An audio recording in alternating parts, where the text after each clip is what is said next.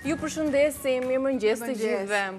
Në këtë ditë me shi, jemi këtu për të gatuar, për të shoqëruar në bisedat tona dhe për të pirë kafen ton të mëngjesit bashkë me familjet që në ndjekin. Si të kam ty?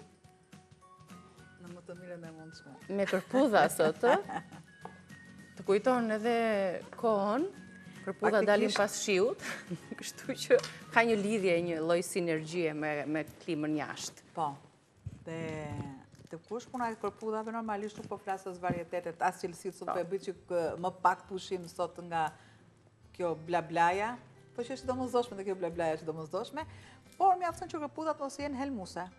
Mirë në rrugë. Kemi fjalë të mira, fjalë helmuse, kemi kërpudha të mira, kërpudha helmuse, por, kemi shumë cilësi, kemi shumë variante, është ajo pankushja e madhe, faktikisht në këtë gatim të lule lakrës, ajo kërpudha e madhe pankushje që është e kaftë dhe është e çrregullt, ashtu siç i gjejmë ne në afër lëvorës së drurit, ajo është më e duhura. Si kundër? Kërpudhat, normalisht edhe bishtat shkojnë.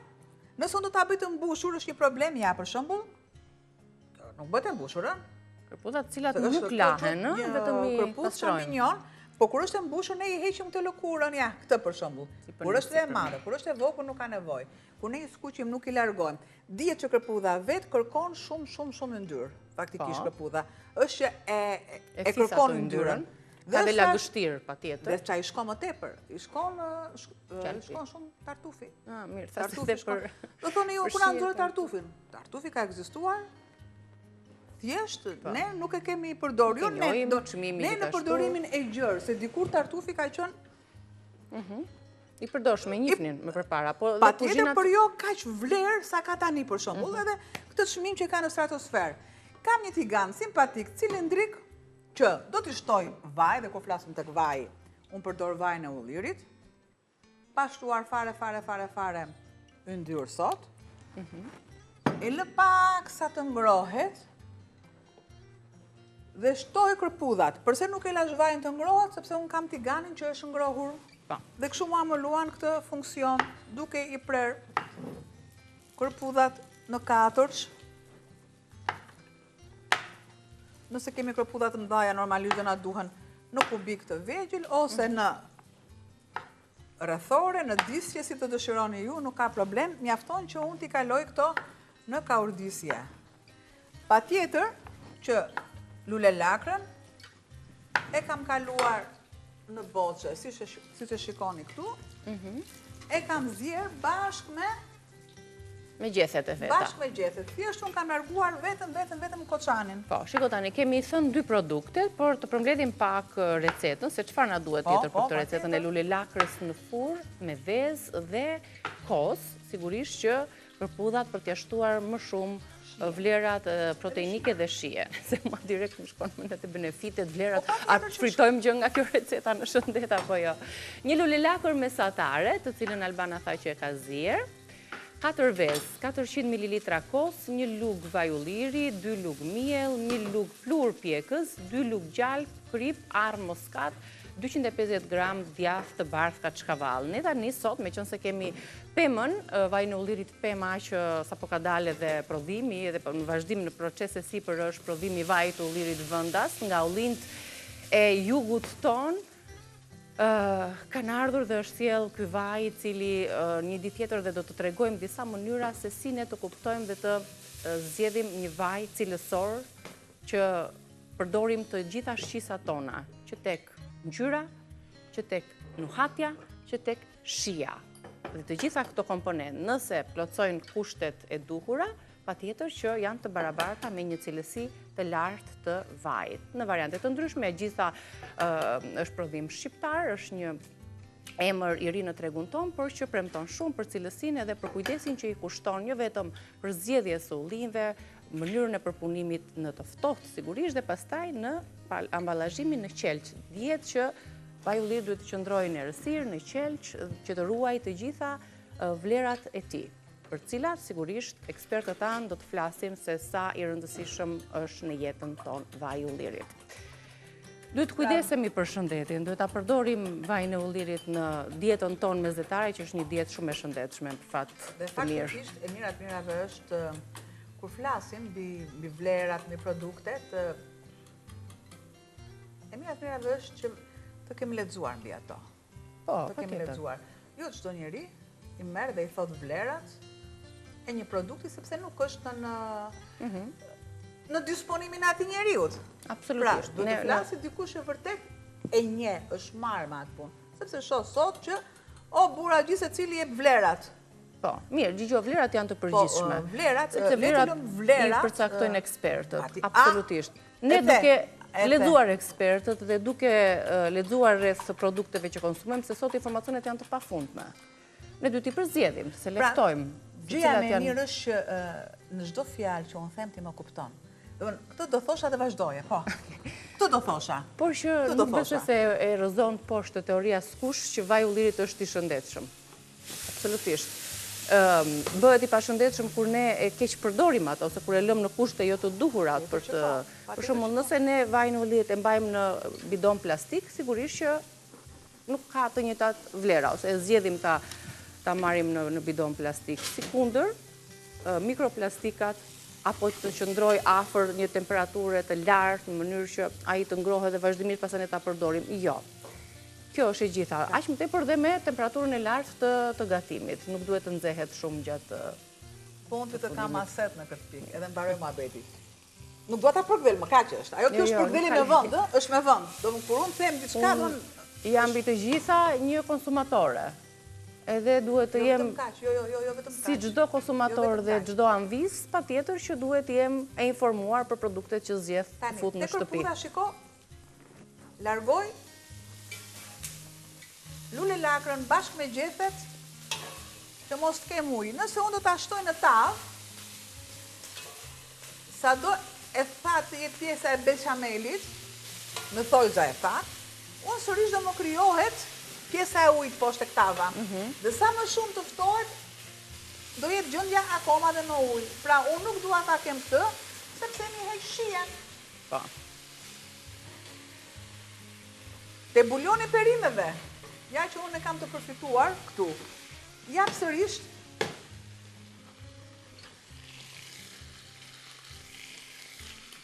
kripën, normalisht edhe piperin. Masën e piperit. I largoj të gjitha këto. Ja, që kemi këtu. Bëj rrahjen e vezëve, sikurse sa të zën vendin që të largohet ajo lagështira e tepërt, që ngel vetëm ma të pakës fare yndyrë, sepse nuk më ngel, e ka pikur kërpudha. Vezët i kam rrahur, kam shtuar. Kripën sikurse tani shtoj dhe arë myshk ose arë muskat.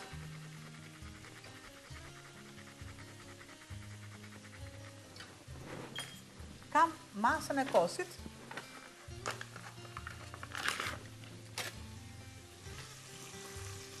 Mendo që ka pak që të kem të vi një zbuten më mirë.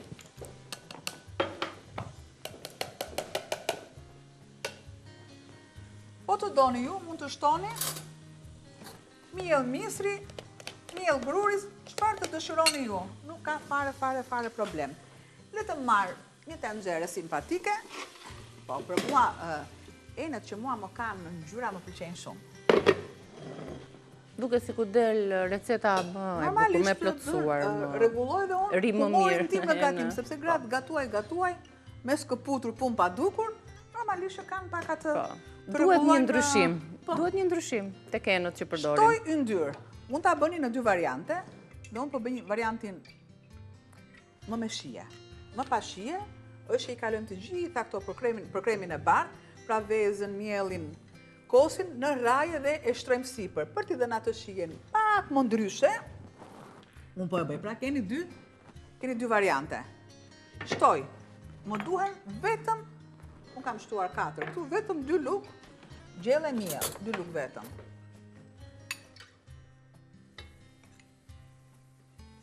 Hajde, me mikë edhe pak? E bëjmë pak. Ne edhe pak. E trazoj. Normalisht do ul pak nxehtësinë. Po, që mos digjet mielli. Derisa të shpërthej aroma e miellit.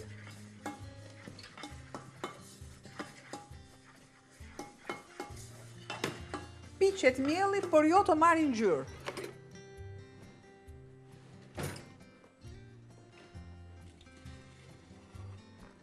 Do t'i shtoj dhe pak ose fare në ndyrë, sepse e shoh që është pak sa me e thatë. Ja.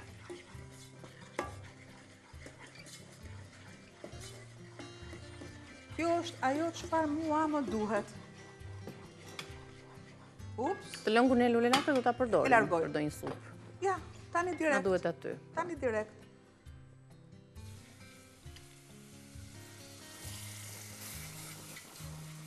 Pra shiko, e kam afër nxehtësisë. Nuk është se e kam larguar nga nxehtësia.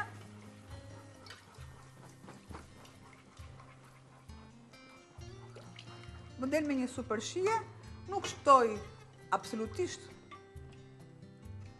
krip në beshamel, sepse ka vetë lëngu që unë kam zjerë lule lakrën. Mos të jenë pa shije. I jap një përzierje.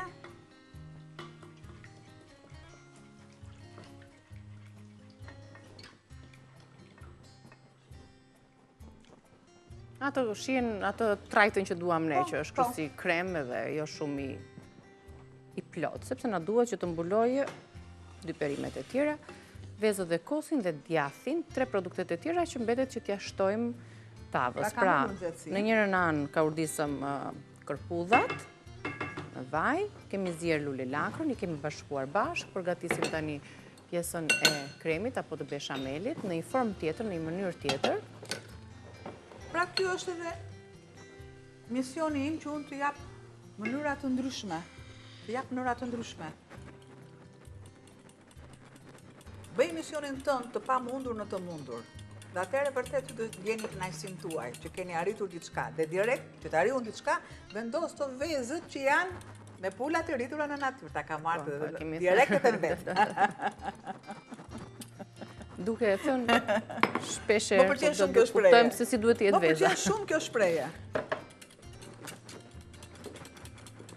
Pra, krijoj një masë një trajtshme të kosit me vezën.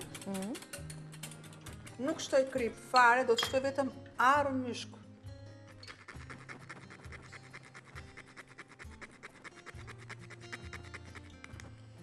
E largoj dhe shtoj pluhur pjekës që mua të më japi jo sodën, që të më japi dhe aromën e mirë.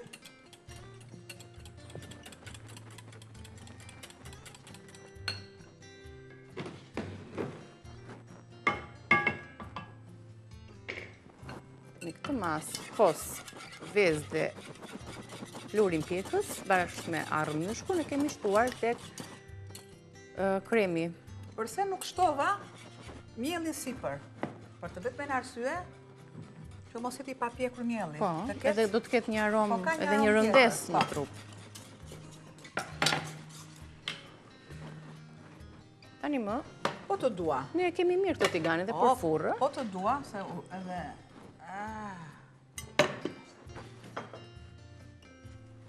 Kjo është një tigan që mund të përdoret edhe në furrë dhe aty sepse mban ato aromat vaj lëngjet. Duket sikur e ftohim në një tavë tjetër. Po, ja, masën. Super çik djathë Pra s'ka sipër nevojë ta edhe. marrun lug-lug, e garushde, që ta bëjmë më të vështirë, se s'është e nevojshme. Do t'i shtojmë edhe djathin, mas djathi. që do krijoj pastaj atë shtresën e sipërme, që është pak krokante, me një ngjyrë të kuqerem, do ta vendosim në furrë të parangrohur. Dhe besoj se ishte shumë e qartë edhe e shpjegueshme, e lehtë për ta gatuar kjo recetë e tavës me lule lakër, me kërpudha, me kos, me vezë. E thjesht e shishme për gjithë familjen. dhe direkte në furrë 1 letër alumini të lutem. 1 letër alumini dhe për dorezën dhe ne do të shkëputemi tani për mesazhin promocional që vjen nga Fosatol, rikthehemi për recetën e dytë, ju presim. Mirë se erdhët përsëri, do të përgatisim tani një buk mistri me kos. Me mielin e verdh apo me mielin e bardhë nga Atlas ose të dyja bashkë. Pra një përzierje është më idealja. I kemi gati produktet në tryez, gati do t'jenë dhe për ju për t'i lexuar, për t'i shënuar produktet dhe pse jo, ta përgatisni një moment të ditës tuaj. I shkon kjo buka e mistrit kësaj ditës së sot me meshi edhe këtyre ditëve. Kosës, tinës e gjithave, gatimeve që mund të keni, mund ta shoqëroni me shumë gatime të traditës, si kemi sjellë her pas here, mos harroni dhe tushit. Edhe me kos, është tjetër variant kjo. Mos ushit safare. Shumë mirë. Ja një kulaç me, siç e keni pra të shkruar, me miell mistri dhe kos. Kemi 200 gram miell mistri bardh, 100 gram miell mistri i verdh, 2 vezë, 4 lugë kos, krip, pak sot buke, ujë të vluar, vaj ulliri. Për masën sipër, pra do t'i vendoset një shtresë sipër, 5 lugë gjelle kos, pak ajkë qumshti, pak hudhër dhe kjo sipas dëshirës dhe krip për të rregulluar dhe për ta mbajtur atë shijen e mirë të kulaçit apo të një buke mistri, se ne ta quajmë kulaç në gjuhën tonë këtu, se ka kosin, ka vezën dhe sigurisht jep atë idenë e gatimit të një kulaçi. Atëherë. Vezët.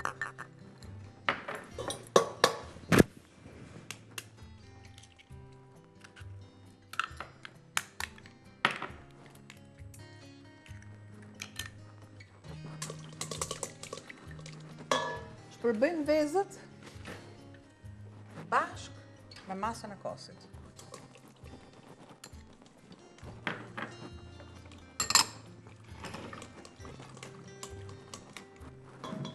Me vaj.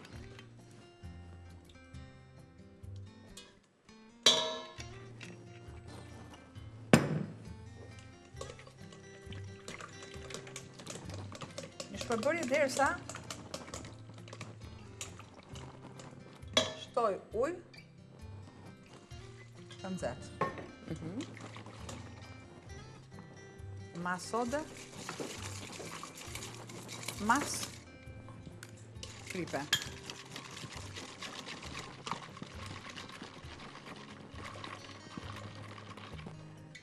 Miell mistri të verdh. Nuk më duhen këto. Kam në pjesën tjetër. Ka jo shtresa e sipërme.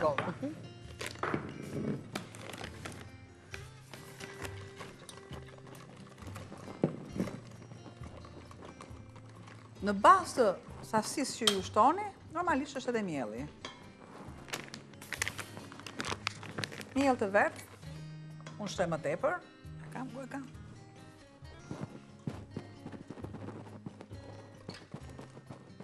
Nëse duam që ngjyra e kulaçit të tek verdha, do ta shtojmë pak më shumë. Nëse duam një ngjyrë normale të kulaçit, e shtojmë të bardhin.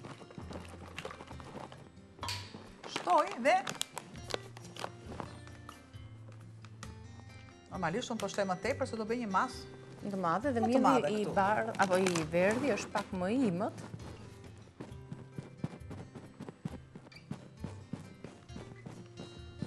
E trazojmë që produktet të bashkohen. Të bashkohen.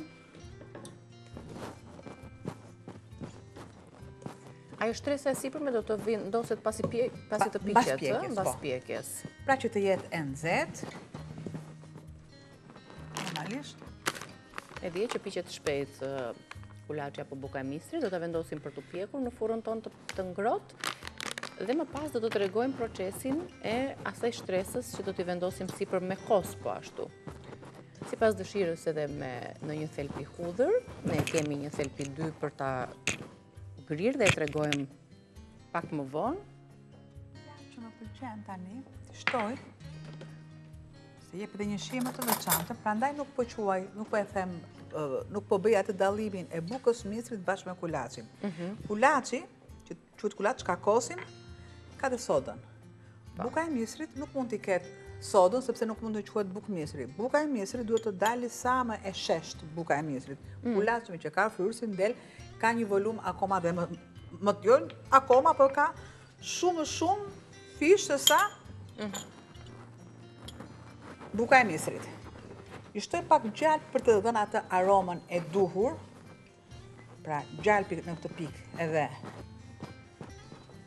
vaj, japin një shije shumë të duhur,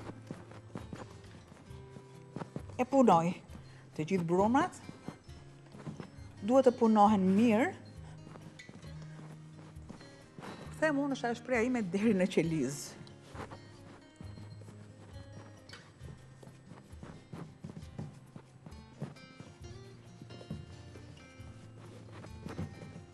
E punuam, marim këtë tavë ndoshta që se përdorëm?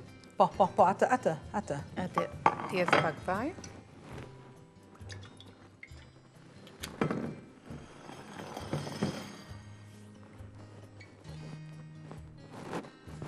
E nivelojmë. Rendisim dhe njërë së bashku, sa të vendosim brumin tek tepsia, përbërësit e këtij kulaçi me miell misri dhe kos. Shikni pak, miell misri të bardhë, të verdhë, dyvez, kos, krip, sot buke, ujë të vluar, vaj ulliri. Për masën, si për kulaçit, pasi të jetë pjekur në furrë, do të shtojmë, do të trazojmë bashk 5 lugë kos, aj këqumshti, hudhër të shtypur sipas dëshirës, edhe pak krip. Kjo masë kremoze do t'i vendoset kulaçit sipër pasi ai të jetë pjekur. E nivelojmë masën e brumit që përgatitëm me këto përbërës që unë rendita, e vendosim në një tavë, sigurisht që tava nuk do të jetë shumë e thellë, të mbledhur, në mënyrë që të jetë vendosur në taban ajo pjesa e brumit, që është një brum, po themi një brum i lidhurës, është me miell misri, është një brum i tillë që e di shumë mirë që disa anvisa, pa u mbaruar ose pa dëgjuar fare shpjegimin që i kemi dhënë, do thotë jo bukmisri nuk është bukmisri, nuk është kulaç, shumë mirë. Pra e thash, bashkimi mielrave të dy mielrave të misrit nuk mund të quhet kulaç. Sepse ka mielli i misrit nuk mund t'i vendosim neve fryrës, nuk mund t'i vendosim vezë. Pra buka e misrit nuk do as vezën, as kosin, as një gjë, bëhet thjesht ujë krip.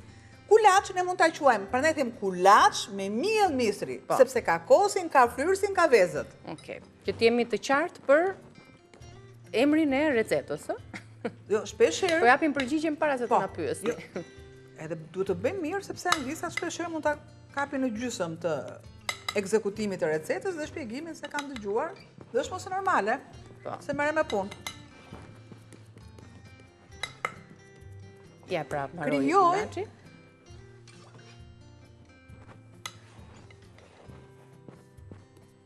Pra derisa unë ta kem këtë nivelimin e duhur, këto plasaritet në fund fare do t'i keni, sepse e lëshon një misri. Edhe kur të piqet, ashtu do plasaritet në sipërfaqe.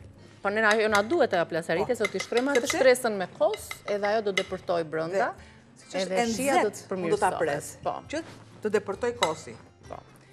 Mos mbasim kohë, po e vendosim direkt të piqet, se duam që ta tregojmë deri në orën 10 kur të përfundojmë gatimet në total të tretën do ta rregullojmë dhe sistemojmë më pas publicitetit, i vendosëm të dyja tavat në furrë, të tilla ishin recetat pra donin furrën e ngrohur. Pas reklamave rikthehemi për të vazhduar me recetën e tretë.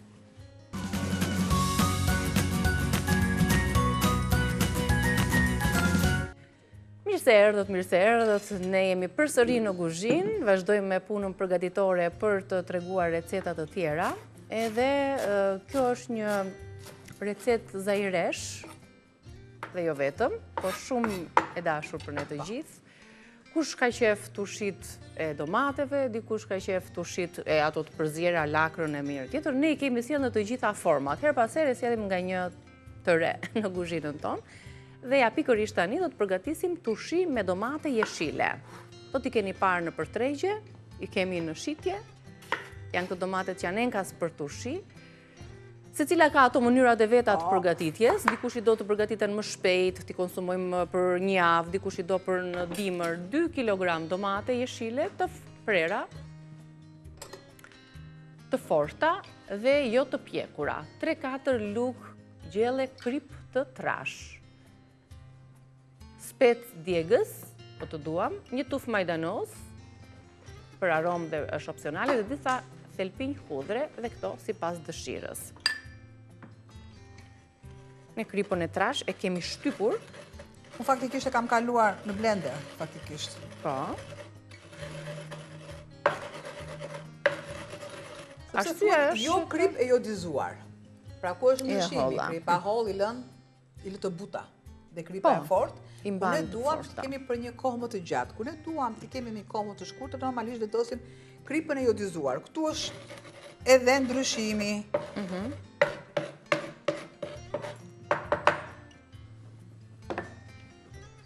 Shtoj domatet, këto janë pa ujë.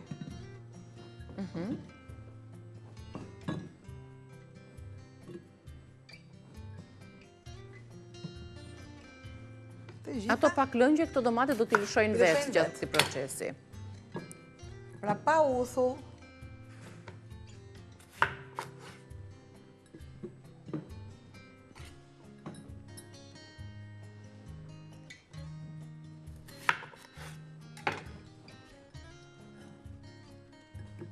Duhet të krijoj. Do t'i ngjeshim pak. Ngjeshim. Pra, nuk largoj fare këtë pjesën, thjesht vetëm pjesën e... Zi i presim për tushit, tani në dimër, se shkojnë shumë. Do vendos një spec djegës. Thelpit e hudrave. E gjejmë vetë vendin. Gjatë kohës që krijojnë atë lëngëzimin vetë domate. Se lëshohen pak. Po, e gjejmë vetë vendin. Pra në 2 kile, hudrat janë gjithmonë në bazë të dëshirës që ju keni.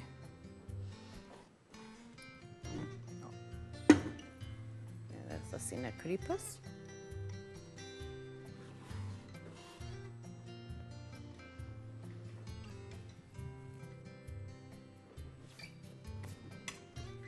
Nuk kam mbaruar, po thjesht.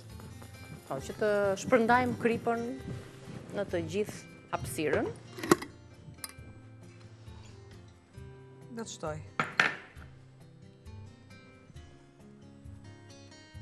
Masën e majdanozit, ja ta provoj nëse... Të në fund pas ka një hapësirë, po si do këtë është pozicioni që ka marrë domatet. Ashtë dhe. Të shkuar deri në fund fare. Në procesi mbyllje së kapakut dhe krijimit të mbyllje hermetike është shumë i rëndësishëm që të mos ketë fare mundësi të depërtoj asnjë pikë ajër që të zbuten.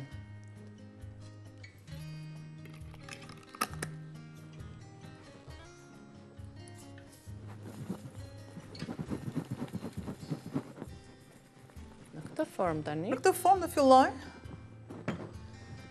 duke lënë errësirë pa zjerje, prandaj thash është pa zjerje. Pa vendosur ujë, pa vendosur uthull, gjithçka bën vetë sepse është domatja që do ka aciditetin e vet. Normalisht mua nuk më duhet sheqeri sepse është kjo domatja jeshile, duke shtuar hudrën dhe majdanozin. Është tepër në rregull.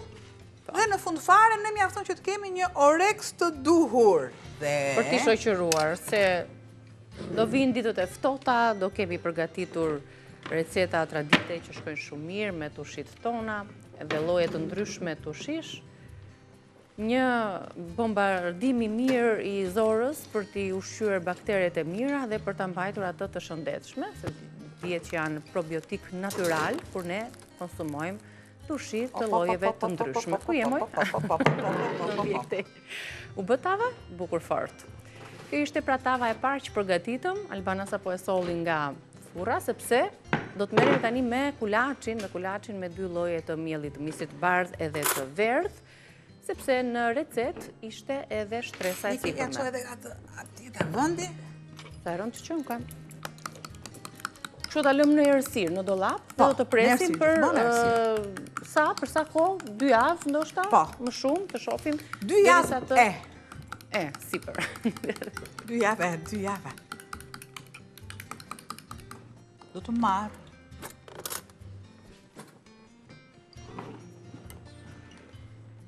është pjekur, duket që luga thika nuk lyhet me brum, që tregon se kolaçi ka marrë ngjyrën që ne duam. Duke që tek prerja që është kulluar, është pjekur, të shtohet kosi, pak krip i shtuam. Kam pak ajk kosi, me pak klipo. Me kos. Më shoh pak vaj të lutem, sepse jep. Opsionale ishte hudhra. Po të duam. Lere, sot mos na shto hudhër sot. Jo, nuk po e shtoj, sepse kam bombarduar me hudhër. Ne shtojmë tani në sipërfaqe, mbulojmë pjesën e sipërme në mënyrë që të depërtoj tek të çarat që i bëm kulaçit. Një lugë të kemu këtu.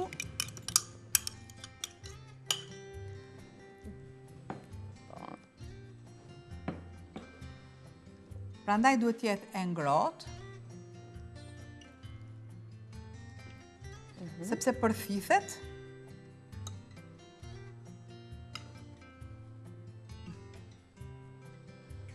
Dhe ja, mbaroi. E lëm të përthithet mirë. Po depërton nga vash avash në portoçarat e veta. Ja. Nëse e shoj muqën ka nxehtë. Është nxehtë, por prandaj dhe super shije do të ketë në fund, do të mpikset më pas, nuk kemi ndërmend ta vendosim në furrë. Jo, siç është në atë avujt ngrohtësinë që vjen nga poshtë. poshtë. Pjekjen e fortë, që të bëhet tull, pra duhet thjesht derisa të fika mos e përlyhet me pjesën e brumit. Po. Dhe ju kur ta servirni do të keni ato copën, ato kulaçin poshtë dhe pjesën e sipër. Kosi. E hollon, mund të vendosni pak vaj, hudhra është gjithmonë opsionale si të dëshironi ju. Më kaq.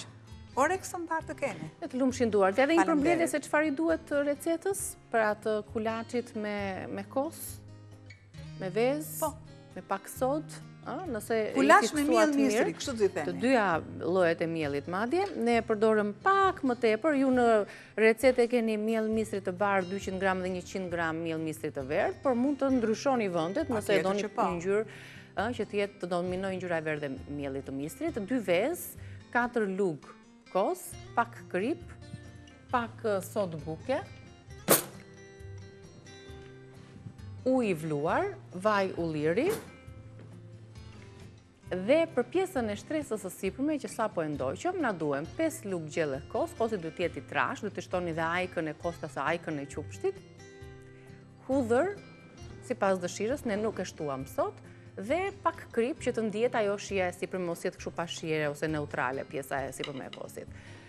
Ky është pra kulaçi me miell misri dhe kos. Tani ty të lumshin duart, falenderoj për recetat. Faleminderit. Si shpërblim ndaj punës tënde të vyer, sot do të bëj një kafe, si thua. Mos. Hajde ta bëjmë bashkë. Hajde me mua. Kemi ndezur ekspresin?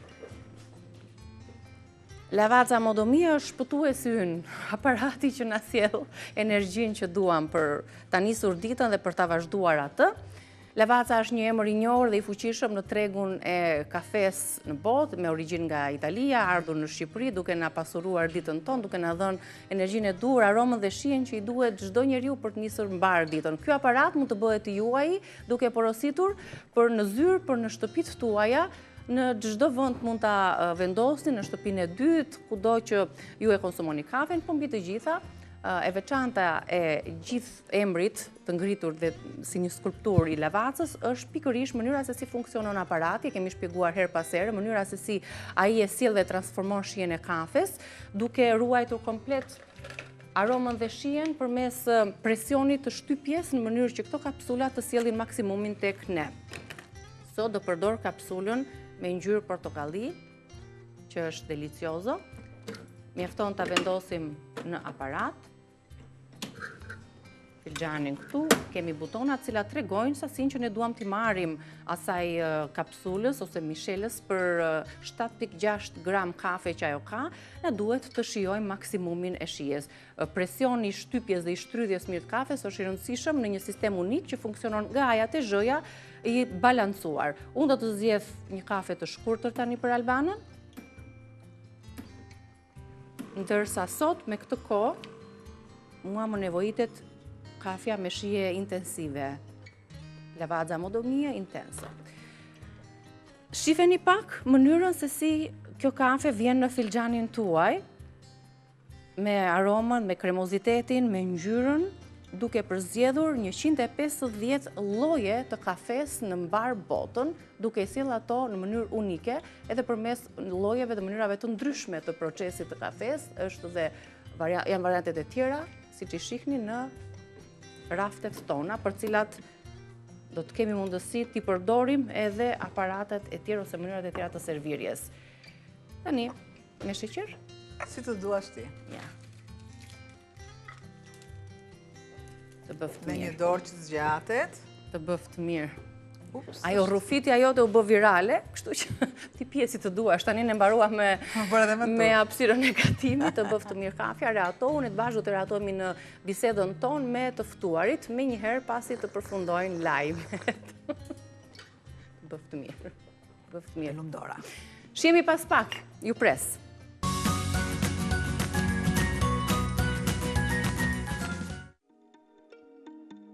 Inteligjenca artificiale tashmë është bërë pjesë e pandashme e jetës tonë. Pasi duam apo nuk duam, ne kemi filluar të jetojmë edhe virtualisht. Të shumta janë lehtësirat që kjo inteligjencë na jep në jetën tonë, por dilema e madhe është si duhet ta menaxhojmë këtë zhvillim që vetë ne kemi krijuar. Sot do të ndalemi tek një ndër problematikat që kjo inteligjencë sjell. 2 ditë më parë, organizata mbikëqyrëse amerikane, Komisioni Federal i Tregtisë, ka nisur një hetim mbi rreziqet që chatbotet me inteligjencë artificiale paraqesin për të miturit. Në qendër të këtij hetimi janë disa kompani të mëdha teknologjike. Disa ngjarje tragjike kanë ndodhur tashmë në lidhje me inteligjencën artificiale.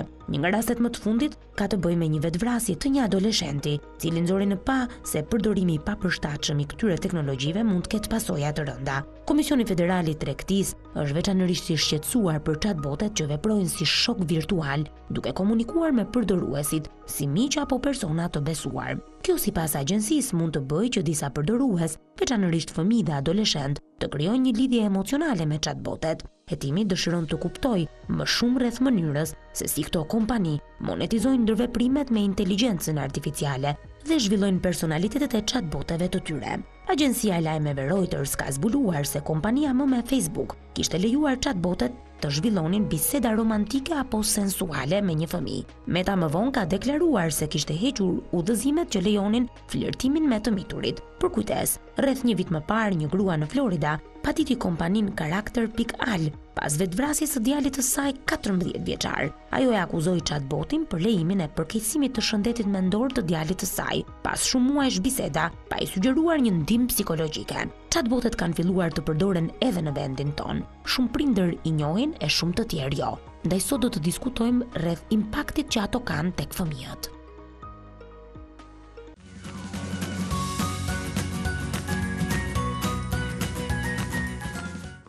Kjo është çështja që ngrem sot në hapësirën e Rezedielli për të folur për të disatën herë në fakt për atë çka ne duhet si prindër në radh të parë të ngrem si problematik me sociolog, me psikolog, me ekspert IT-s, se si po e përdorin fëmijët tanë inteligjencën artificiale. A janë këta miq virtual të rrezikshëm, një ndihmë apo si duhet të menaxhohet? Ndoqëm një insert të përgatitur nga gazetarja jonë për të treguar se çfarë po ndodh me ata në kontinentit tonë, por shumë afër ka shumë raste të lojrave, challenge të ndryshme që të rinj të zhvillojnë në rrjetet sociale, që kanë lënë një pak pasoja në zhvillimin e tyre mendor apo në problemet e tyre fizike, sepse janë lojra të tilla që luhen në internet, por chatbotet janë tjetër gjë. A jemi të rrezikuar, të kërcënuar nga chatbotet për fëmijët tanë? Le të diskutojmë me Tomi Kallanxhi, si gjithmonë prezent për tema të tilla sensitive që lidhen me teknologjinë. Mirë se erdhët, kënaqësi që jeni këtu. Gjithashtu me Eduard Tafaj, që është psikolog klinik. Mirë se erdhët. Mirë se u gjeta.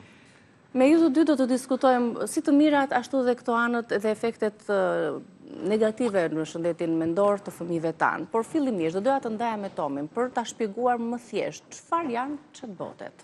Tani, si në rastin konkret që o përmend, Karakter AI është një chat që merr sjelljen e një personazhi të një të mitologjisë që ti je fan, duke qenë që edhe të fëmijët rriten shumë edhe me lojrat online. Ai mund t'i thotë që sillu si personazhi im i preferuar i lojës X, si personazhi kryesor i një anime, i një personazhi kryesor të mesjetës. Dhe ai personazhi sillet në mënyrë të tillë, mund të jetë vajzë, i thotë sillu si vajzë, nëse është djalë, si në raste konkret që ju përmendet edhe në kronik, ai kishte filluar të krijonte një efekt emocional, një lidhje të fortë, duke folur çdo ditë me të, duke ndarë emocionet, duke i dhënë opinione, duke ndarë opinione me të, tani e bukur është që me generative AI këto chatbote gjenerojnë edhe imazhe. Dhe thotë që unë po të nisi foton time, i thotë AI. Shiko si ishim ne të dy bashkë në vitin 1560 duke luftuar kundër nomadëve. Dhe aty e gjitha fillon dhe edhe ka përfshirje emocionale, sepse edhe gjatë atyre viteve që teknologjia ka pas impakt shumë madh në Shqipëri, edhe në gjithë botën, njerëzit janë edhe dashuruar online. Domethënë me dikë ti je dashuruar online pa e takuar asnjëherë, vetëm duke folur me Po, ai ka qenë frymërt, ka qenë një qenie njerëzore. Ka qenë, po në shumicën e rasteve ne kemi parë që ka qenë edhe një mashtrues.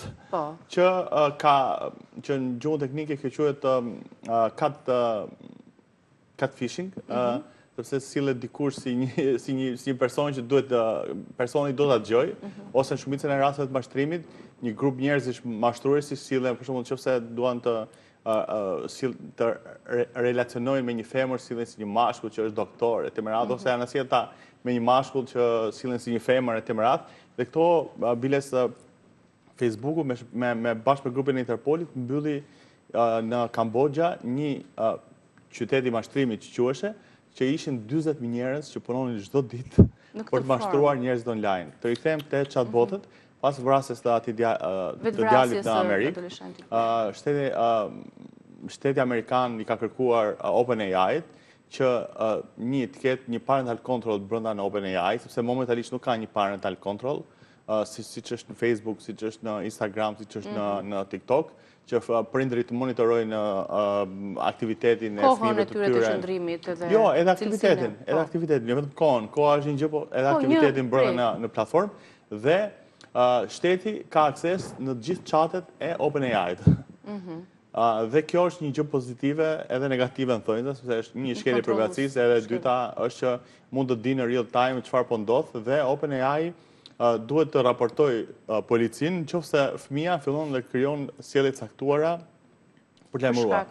Tani Shqipëria nuk futet te kjo gjë momentalisht, sepse versioni i parë pritet të dalë vetëm në SBA brenda vitit të ardhshëm, por që ndoshta edhe Bashkimi Evropian duhet fillojë të trajgojë pak mbi këtë gjë, sepse ka qenë pak i qetë me OpenAI-n. Po jo pak rrezikshmëri ka paraqitur në vendin ton edhe lojra të ndryshme dhe të rrezikshme, duke përmendur dhe me emër, si Robloxi apo lojra që luajnë adoleshentët dhe fëmijët, që nuk janë në nivelin e chat. Janë njerëzit brenda platformave, duke qenë që ato janë platforma virtuale, është se sikur themi interneti është rrezikshëm. Një sfidë ato, një sfidë në grup që duhet ta realizojë adoleshenti apo fëmia. Por që edhe ne edhe prindërit duhet të jenë të kujdesshëm të trajnojnë fëmijët e tyre si është një mashtrues online, si është një person që do të bëjë keq online, që me kalimin e kohës edhe një fëmijë të kuptojë se si duhet sillet e si s'duhet sillet në një platformë online. Eduard, çfarë po ndodh me prindrit dhe me fëmijët tanë në raport me teknologjinë?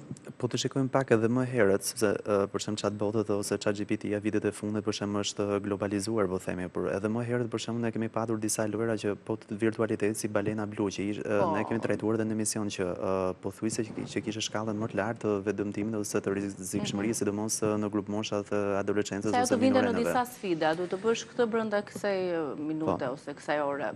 Por do bëjmë një diferencim, sepse nëse më lejon, unë dhe Tomi jemi një brez, jemi rritur për shemb duke luajtur me ato kompjuterat Nintendo, ku zjeroi domethënë ideja e lojës, kreativiteti, domethënë ishim shumë të lidhur për ato pak orë, por më pas shijonim edhe të jetën sociale, pra atë luajtjen me top ose prekjen fizike me njëri tjetrin dhe takimet fizike më tepër. Kurse sot është zëvendësuar kjo kohë. Më thonë, bota digitale dhe virtualiteti po themi është në masë. Ti po ta shikosh edhe në mënyrën e komunikimit, kur sot diskutojnë dy adoleshentë ose dy fëmijë me njëri tjetrin, flasin me shkurtime. Pra, çdo fjalë ka një shkurtim dhe nuk kjo ndikon dhe e parë herë në fjalorin e fëmisë. Pra, pa u futur akoma ke pjesa psikike dhe emocionale. Ndikon në fjalorin e fëmisë, në mos zhvillimin e fjalorit. Pra, humbet atë kontaktin me librin, humbet atë bisedën, atë afektin emocional që ti ke ndaj tjetrit, ndaj shokut, shoqes, mikut, familjarëve e tjerë. Për të ardhur pastaj në, domethënë, bota digjitale praktikisht domethënë ne gjithë jemi të prekshëm. Edhe duke qenë se për shembull ChatGPT ose chatbotët domethënë në masë ende nuk kanë arritur dot të vendosin disa standarde filtrimi ose standarde të cilat ti duhet plotësosh një listë me kërkesa të caktuara, domethënë për të vërtetuar moshën, për të arritur dhe kategorizuar dhe në një farë mënyrë për të ndarë pak edhe stadet moshore, sepse disa janë më të prekura, disa janë më të rrezikshme. Pse e them këtë? Sepse në bazë të moshës do shihet dhe mënyra se si do lidhet dhe çfarë pasojësh psikologjike mund të shkaktojë. Sepse kemi grup moshat sidomos tek fëmijët ose dhe pjesa e adoleshencës, ku zhvillimi në moshat e hershme është shumë i rëndësishëm. Edhe këtu po themi për shemb në sistemi limbik. Sistemi limbik është qendra e kontrollit emocional tek fëmijët që zhvillohet. Por nëse kjo qendër kontrolli gjatë gjithë kohës, domethënë ka një lidhje në botën virtuale, domethënë duke parë që bota e emocionale pasurohet ose lidhet më fort ose merr domethënë impulse shumë pozitive nga kjo botë virtualiteti, çfarë bën? Krijon një artificializim për sa i përket kontaktit me njerëzit e tjerë. Edhe shikon më pak të domosdoshme kontaktin me njerëz dhe shikon më tepër të kalojë kohën me virtualitetin. Krijon një izolim. Izolimi më pas çon në vetmi personale. E dyta krijon një element tjetër, domethënë që është asocializimi me pjesën tjetër. Nëse ka një boshllëk të brendshëm, tenton ta mbushë me virtualitet, nuk arrin domethënë ta shërojë këtë plagë emocionale që mund të ketë ose domethënë ndjenja të ngrira të veten, domethënë duke shkuar tek mësuesi, duke kërkuar ndihmë tek psikologu, duke komunikuar me prindit më hapur, duke diskutuar me rrethin e vet, pra në një mënyrë që të zhvillimit të folurën e kanë si të ngurtësuar, për shkak se janë vetëm duke çatuar, duke shkruar dhe këtë të shkruar e bëjnë dhe me shkurtime siç ju e tha. Sepse artificializimi. Çështja e shkurtimeve ka qenë gjithmonë. Ka qenë edhe tek ne, po këto kanë ca kode që siç e kemi treguar dhe më përpara, kodet janë më të rrezikshme. Pra, artificializimi nuk lejon empatin të zhvillohet në mënyrë të shëndetshme. Domethënë vendos një barierë midis domethënë personit dhe afeksionit që duhet ketë për një person tjetër. Pra, lidhja emocionale fillon gradualisht zbehet, sepse rritet ajo virtuale dhe kërkesa për virtualitetin është gjithmonë më e madhe. Sepse nëse do diskutoj një çështje të veten personale, një mendim të veten apo një dëshirë të veten me prindërin, mund të hasi pak në këto kufizimet, kurse me botën virtuale arrin ta marrin menjëherë në mënyrë shumë esenciale dhe shumë suportuese, pavarësisht nivelit të riskut që mund të ketë apo nivelit, domethënë, po them të pasojës që mund të mbarti më pas. Gjithsesi, ne patjetër që jemi për efektet negative dhe për të mirat që na sjell dhe teknologjia, se duhet i ndajmë edhe pjesën e benefiteve apo jo. Cilat mund të jenë benefitet që na sjell teknologjia tek fëmijët? I ka bërë ata më të zgjuar, më të shkath përveç dëmeve që janë të panumërta që po të rredisim.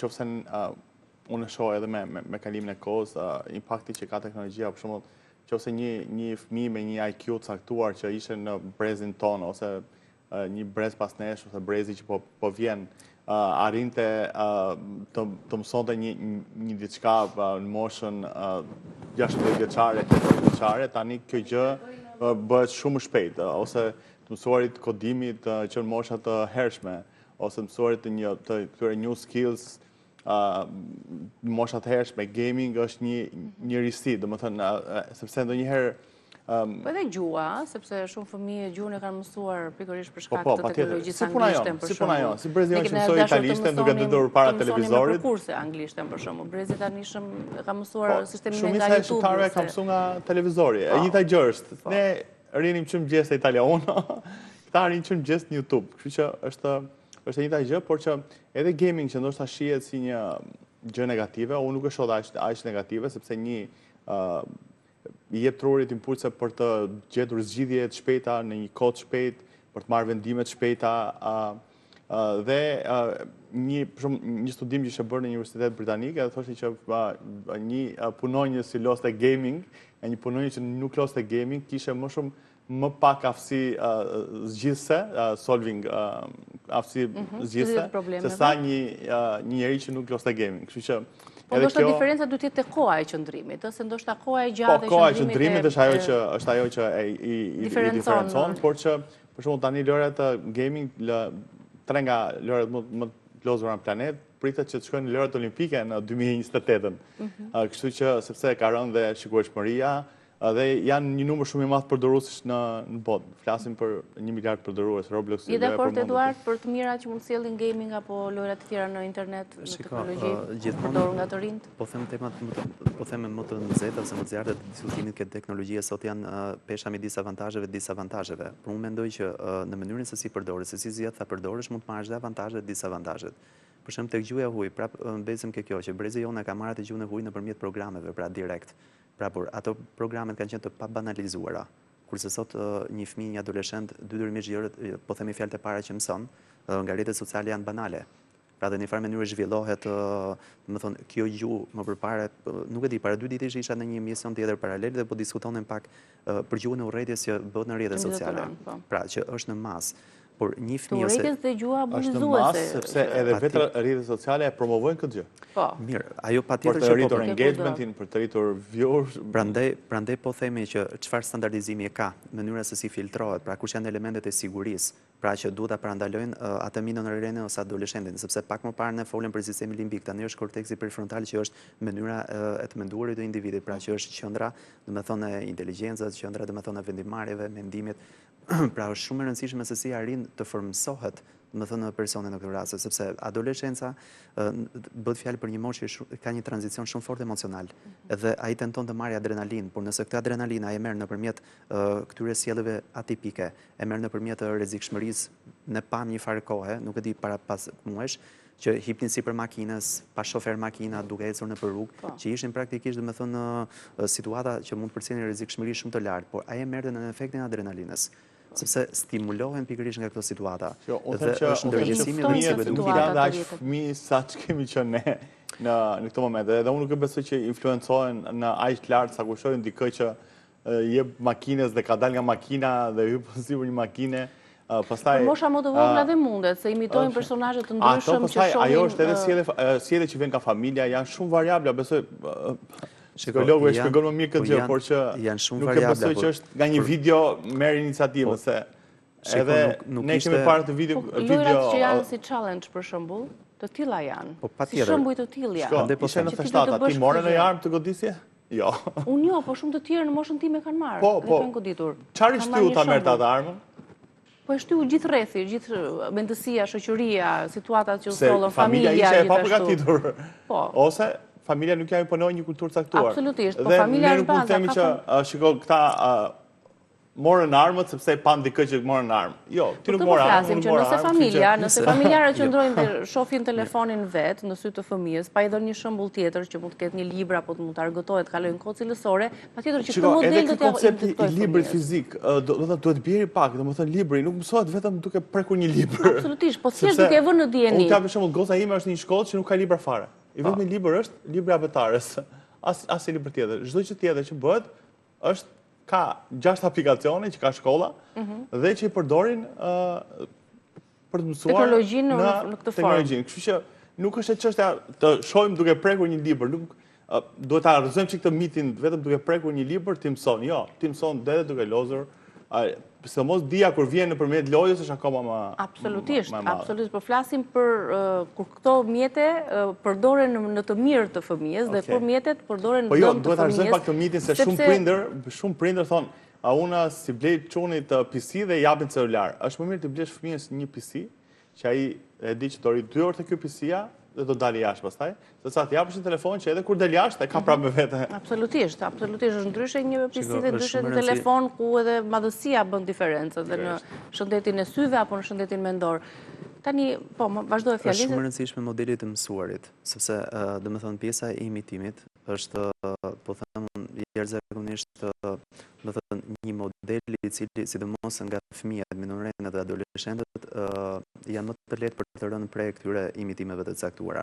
Pra nuk është thjesht që doli njëri atë sipër makinës, po ajo vazhdoi të përdori për disa javë derisa, pra nëse një çështje merret nga TikToku dhe arrin të publikohet në gjithë televizionet dhe ngrihet diskutim dhe Tomi shkon disa emisione, ne të tjerë në disa emisione, pra kur ndërtohet një panel për ta parë si sjellje, çfarë risku sjell, domethënë tregon që është një alarm shumë i madh.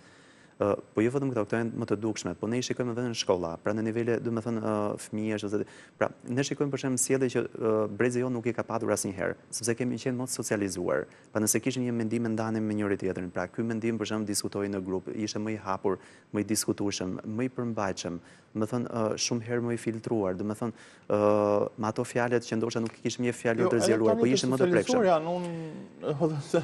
Nuk jenë të socializuar, por thjesht informacionin që marrin. Shiko, po do them diçka, është një sociolog anglez, Paul Poliera, dhe ka bërë një studim domethënë shumë interesant. Fëmia, kohën që kalon sot në një ambient social apo në një ambient aktiv, është shumë herë më vogël se një i burgosur në ambient ajrimi. Pra pse? Sepse nga ora 8:02 është në shkollë, del nga shkolla, ka domethënë një orë kohë të lirë, shkon në after school, më pas vjen koha që marrin prindërit, pra pothuajse gjatë gjithë kohës është në ambiente mësime ose ambiente të mbyllura. Pra pjesa e aktivitetit pothuajse është në rënje. Është edhe kjo mania e prindërve për t'i dhënë për t'i dhënë kohën me qëllim të haruar që ata janë thjesht fëmijë dhe duhet të tojnë edhe fëmijërinë e tyre. Pa diskutim. Po duke dhënë kohën për kurse, me qëllimin për t'i larguar pa nga telefoni, thjesht bëjmë një izolim të dytë. Prandaj po themi, sepse ka gjithmonë një lloj, domethënë, ndarje të kohës, pra secili nga ne ka të kohën të kronometruar, por nëse vendoset në mënyrë të qartë dhe të saktë, ne do marrim benefitet e kohës, sepse ne sot jemi më të rritur dhe normalisht IQ-ja jonë është më e lartë se një fëmijë dhe një adoleshenti dhe ne arrijmë ta zgjidhim ta vendosim kohën dhe ta investojmë kohën tonë në mënyrën më të mirë që ne mendojmë që është më përshtatshme për ne. Por ai fëmia që është i vogël, edhe ai tundohet her pas here, se nëse shikon 2-3 shok duke luajtur me telefon detyrimisht ai do kërkojë një të tillë. Nëse shikon 2-3 shok të cilët po bëjnë një shfaqje apo një sken dashur, e duhur apo e paduhur, edhe ai do tentojë ta imitojë, sepse ai është mjedisi dhe shpesh herë në këto mjedise krijon ca rregulla strikte, pra që mënyra vetme për të integruar brenda një grupi është përshtatesh me sjelljen e tyre dhe nuk arrin dot nganjëherë të dalësh apo diferencohesh në kohën e duhur. Tomi, prindrit praktikisht për t'i mbrojtur fëmijët nga përmbajtjet e caktuara në internet, çfarë shohin, shortsa dhe të tjerë. Çfarë duhet të bëjnë? Në telefonin e tyre. Ne kemi parë raste në Shqipëri, që mund ta preki edhe çik psikologu, që vetë prindrit kanë rënë prej cyberbullyzmit. Domethënë jemi në këtë pikë që kur prindrit nuk kontrollojnë dot veten e tyre për të rënë prej cyberbullyzmit, imagjino këta prindër çfarë do t'i komunikojnë fëmijëve të tyre, po thjesht asgjë. Sepse ai se di si sillet vet dhe kemi parë raste që kanë shkuar edhe në vetvrasje nga cyberbullyzmi, njerëz morë caktuar. Dhe tani ne presim që prindrit kontrollojnë fëmijët që janë shumë herë më të avancuar dhe avangard në kontekstin teknologjik se sa prindrit e tyre. Por që mund të them që edhe prindrit nuk duhet t'ia lënë shoqërisë fëmijët e tyre. Domethënë edhe duhet të nuk thonë që ne s'marrim vesh nga kjo gjë. Duhet ta mësojmë. Nuk kemi ç'a bëjmë. Nuk është një rocket science ose shkencë kozmike, është një gjë e thjeshtë që është mirë të bën ty për veten tënde, se menaxhon mashtrimet online, menaxhon ne po shohim që ka çdo ditë mashtrime online. Absolutisht. Dhe kush bie pret këto nuk bie fëmijët, bie prindërit e këtyre fëmijëve. Të parit. Dhe në momentin që prindërit nuk dinë si sillen, si do kontrollojnë ta fëmijët? Praktikisht, duke komunikuar, duke kërkuar ndihmën e një eksperti, çfarë duhet të bëjnë prindërit? Sepse ai prind është në punë, është lënë me gjyshe, fëmia bie prej lloj-lloj informacioneve në internet. Si ta zgjidhim me telefonin? Për aq kohë sa do qëndrojë? E para njerë, nëse ai do të rinë në telefon, jepi mundësinë që të bëj lëra interaktive. Sot nëpër si në App Store. Domethënë nëse ai ka qeftëri aty, ti lëra aty, po jepi disa mjete që ai edhe të lozi, edhe të harxhoj kohën, por edhe të mësoj gjëra. Sot ka qindra aplikacione për fëmijë që mund të instalojnë prindrit, janë edhe falas, sidomos edhe për iOS, edhe për Android, që mund të instalojnë prindrit dhe mund të thonë, do të celularin, ja kur celulari, s'ke as TikTok, as YouTube, as i gjë tjetër të këtë aplikacione. Po janë lojra të cilat janë më edukuse. Do të rish, merret celularin, risa dush. Pra të heqin nga telefoni, sepse i duan për vete pastaj YouTube-in dhe rrjetet sociale. Pra të heqin këto nga telefoni dhe të kenë një pajisje që mos jetë telefoni, po të jetë një tablet, që tjetë vetëm për fëmijët. Jo, po më pas e marrin këta, se pastaj ai mund ngarkoj foto aty personale, prindërit të tij me radhë që ndonjëherë ato gjëra nuk është mirë, por ai tjetë vetëm i fëmijës dhe mos ketë aplikacione, tjetë YouTube Kids, ketë aplikacione ku ai mëson nëpërmjet lojës, që janë po falas, Lingo Kids është një nga ato aplikacione që unë po ja përmend emrin. Dhe do të rish po risa dush, urdhë, ky është tableti jot, s'ke as YouTube, s'ke as TikTok, është YouTube-i po është Kids. Pra një mënyrë më e shëndetshme referuar në këtë formë. Vazhdo, jepi. Ai s'dori dot, sepse një gjë që është bën learning, ti vret mendjen e temrat, ose do bëhet djalë ose vajzë zgjuar dhe do filloj të lozë. Dhe në këtë mënyrë ne përdojmë teknologjinë në drejtimin e dur dhe jo në drejtimin e gabuar. Për këtë e kisha. Dhe të fundit, meqense jemi në momentet e fundit, si ta kuptoj një prind fëmijën e vet kur ai është sulmuar nga këto informacione dhe ka filluar këto simptomat e para të vet izolimit apo që është një këmban alarmi për familjen. Marrëdhënia e shëndetshme vazhdon para se të shkojë ke ky momenti. Pra, është një marrëdhënie e shëndetshme nëpërmjet komunikimit efektiv me fëmijën. Edhe për te virtualitetin duhet të them dhe këtë që e kam pohuar dhe gjatë gjithë kohës, domethënë e them edhe pohoj me një forcë madhe. Është shumë e rëndësishme që fëmia të mësohet e para në kontaktet me njerëz, kush është prekja e mirë dhe prekja jo e mirë.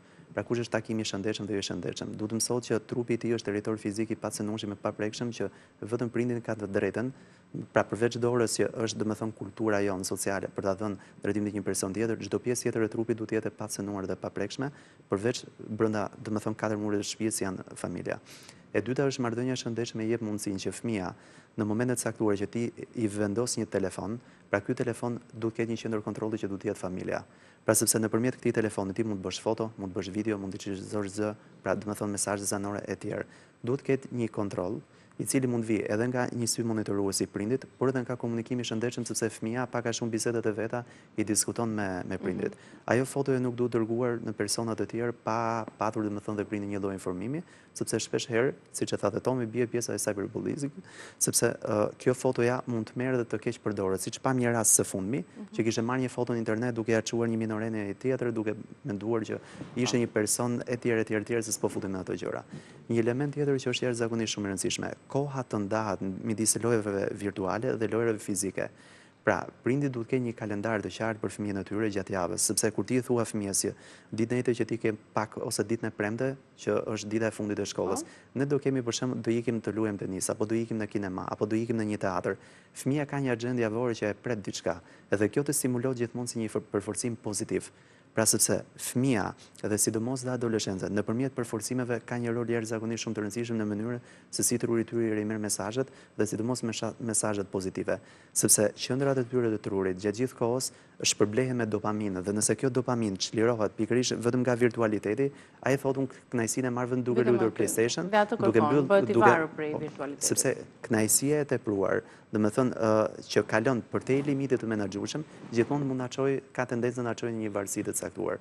Prandaj që duhet të rritet shumë më tepër komunikimi i shëndetshëm, sepse ne hasim, pra ne kemi diskutuar shumë shpesh në panele që brenda një shtëpie prindi dhe fëmia kanë dhomat e tyre ndahen nga një mur, por sikur janë një kontinent larg aty. Fëmia, një adoleshent, po themi është një lloj turisti, futet në shtëpi, hy, del, hap, pra pa ditur fare as ku është, as çfarë po bën, as me kë po ri, as çfarë domethënë aktiviteti ka në këtë frenetizëm të prindërve duhet të ndalojmë që të kemi një kohë cilësore të flasim përballë me fëmijën. Po sepse kjo është thënë dhe stërthënë dhe duhet të praktikohet, të jetë prezente në familje. Çfarëdo domethënë që zhvillimi teknologjik do kemi virtualiteti apo sado të lehta të jenë gjëra, domethënë marrëdhënia e shëndetshme midis prindit dhe fëmijët është totalisht domethënë e pandryshueshme dhe nuk mund të ndryshohet domethënë kurrë, nuk ka asnjë element tjetër sepse është një lidhje shumë e fortë domethënë në nivel emocional, në nivel biologjik dhe ai takimi fizik është e pamundur, sepse që në momentin që fëmia lind, kontakti që krijon prindi, attachment që ka me fëmijën, domethënë gjatë gjithë kohës është një, domethënë atmosferë kimikatesh brenda fëmijës, është një koktejl kimikatesh brenda fëmijës që ai rritet me këtë lloj dashurie, sepse duket sikur fëmia nuk i kupton dhe nuk i merr këto mesazhe, që prekja e lëkurës është mesazh.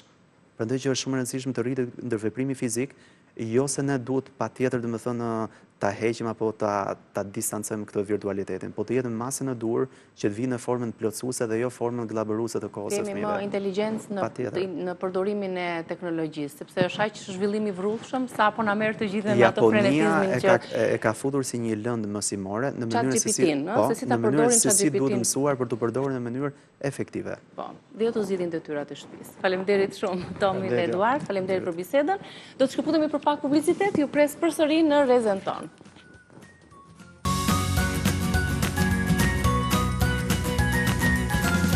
Ja këmbëritëm në rubrikën tonë Bëj e vetë me këshilla të thjeshta dhe natyrale, padyshim për të gjithë publikun me Stella Nikollën. Mirë se erdhe, Stella. Mirë se u gjeta, si gjithmonë një kënaqësi. Mezi presa të ditën Niki. Kemi atë moton tonëve që në rubrikën tonë Bëj e vetë, gjithmonë e kemi shpjeguar dhe e kemi thonë, vijnë sugjerime dhe këshilla për produktet natyrale të cilat i kemi në kuzhinën tonë që mund t'i konsumojmë dhe që mund t'i vendosim edhe në fytyrë. Ato që konsumojmë, ato do përdorim dhe për fytyrën tonë, për trupin tonë, për flokët tona, për gjithë të ushqemi së brendshmi dhe së jashtmi. Çfarë na sugjeron sot? Atëherë, kam sjell 2 maska, mendoj që janë të rëndësishme, sepse e dim që në qendrat estetike kemi thënë gjithmonë që ekzistojnë trajtime të ndryshme, por që unë jam munduar me ato që kemi në shtëpi, pse jo edhe të kursejmë pak edhe të kemi atë rezultatin e bukur që ne duam. Ku do fokusohemi? Fokusohemi në fillim, filloj me pastrimin e fytyrës, edhe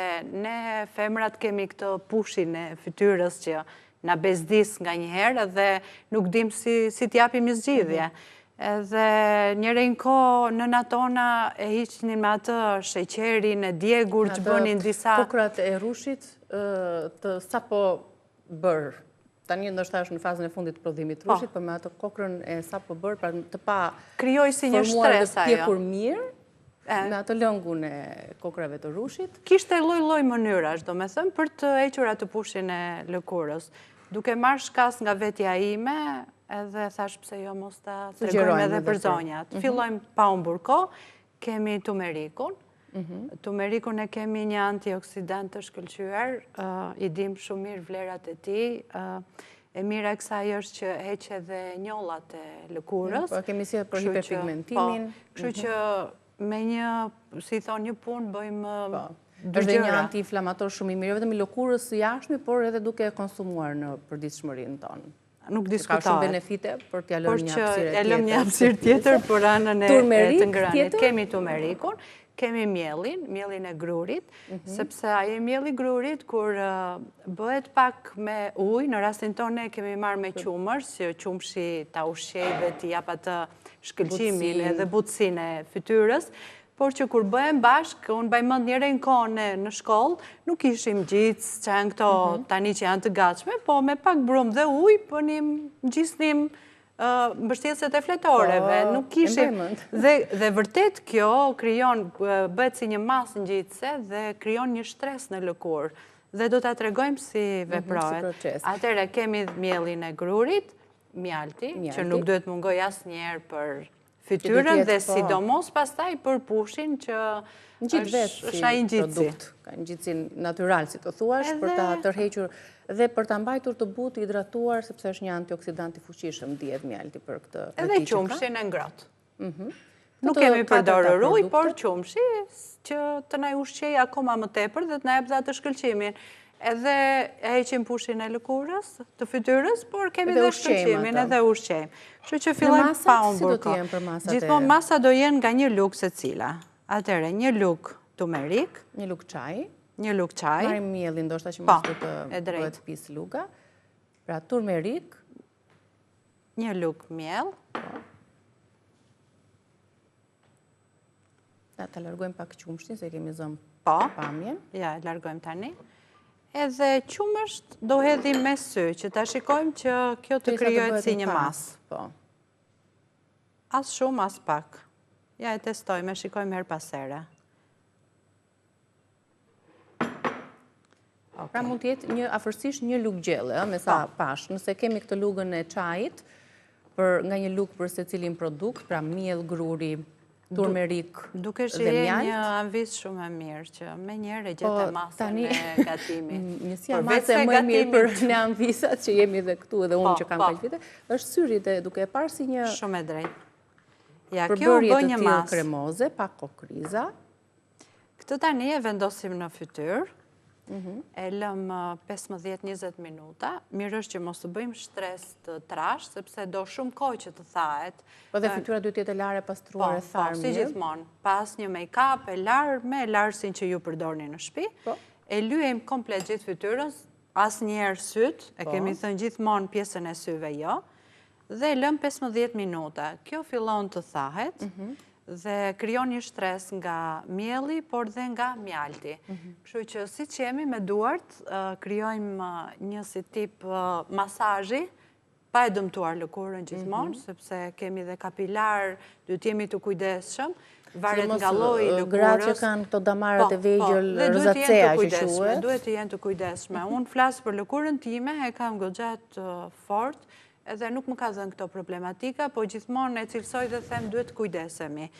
Në fillim e testojmë pak në një pjesë, e shohim si reagon dhe pastaj mund ta aplikojmë në gjithë fytyrën.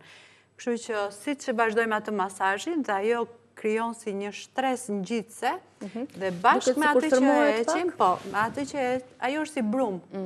Ajo kap edhe pushin e lëkurës. Ajo e shkul me pak fjalë. Edhe fytyra bëhet e butë fare, thjesht ta shplaj me ujë të ngrohtë, vendosim kremin hidratues që përdorim ose ato vajrat tona, siç kemi thënë, në vend të kremrave që shiten në treg, dhe fytyra është si një bebe.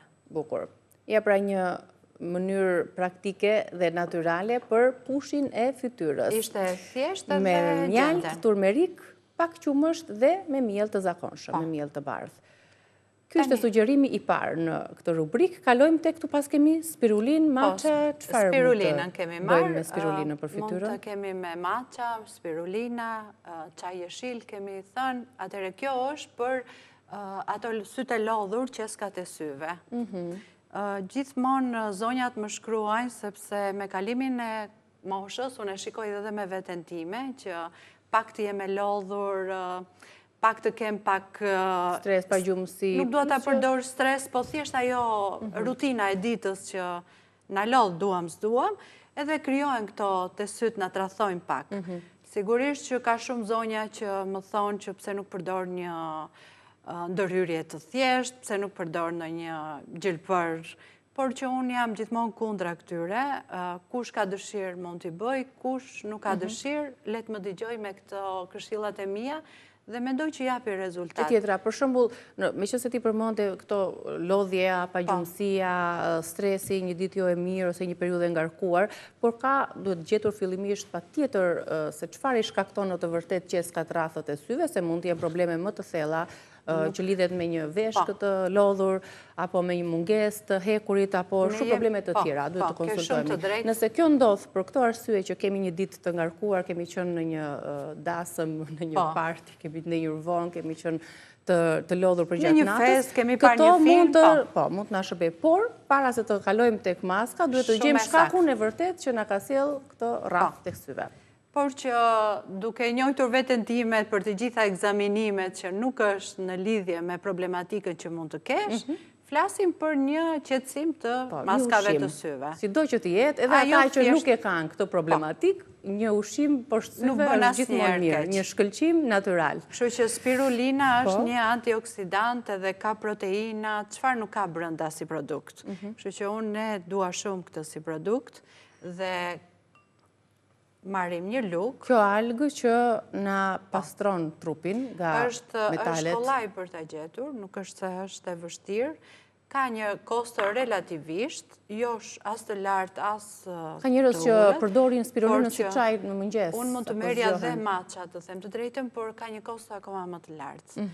Edhe mundohem që të gjej një rrugë të mesme që të gjitha ta kemi, pse jo mos ta bëjmë si maskë.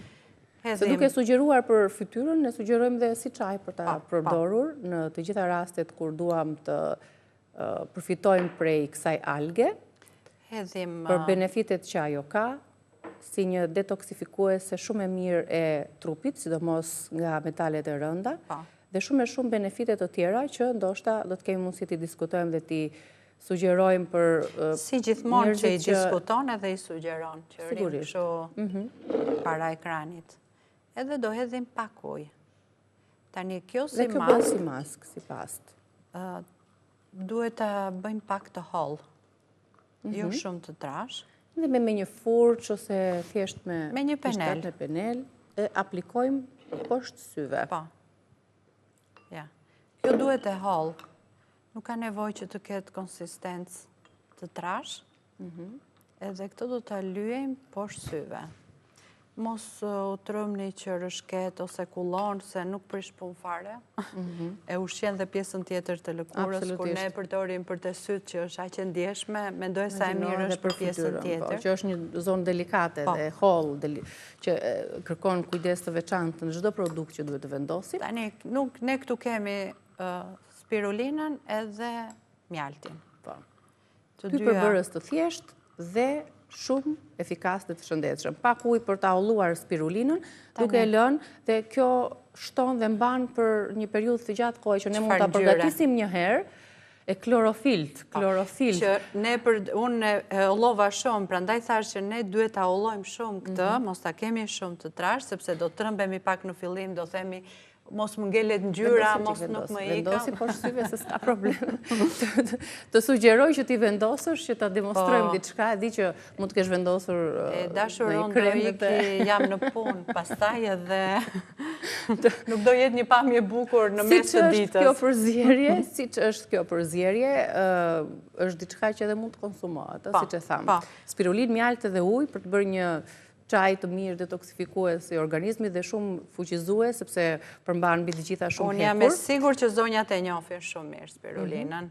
Kemi filluar që të orientohemi drejt edhe disa suplementeve natyrale, bimore, që na bëjnë mirë për shëndetin. Unë u kënaqa shumë të them drejtë Niki, më pëlqen edhe kjo dizajn i ri që është bërë këtu te tavolina jon me këto produktet e laboratorit, edhe jep kështu një energji, pse jo do ta përdorim dhe mezi po pres që ti shfrytëzojmë. Sepse kemi disa momente të tjera për të ndarë me ju, sigurisht do të na ndiqni në episodet e tjera të Bëj e Vet. Faleminderit Stella. Faleminderit juve dhe si gjithmonë. Uroj një ditë të bukur. Ne do të përshëndetemi së bashku. Faleminderit që na keni ndjekur përgjatë ditës së sotme. Shihemi nesër me Reze Dielli. Vazhdoni të qëndroni në programacionin e Report Televizion.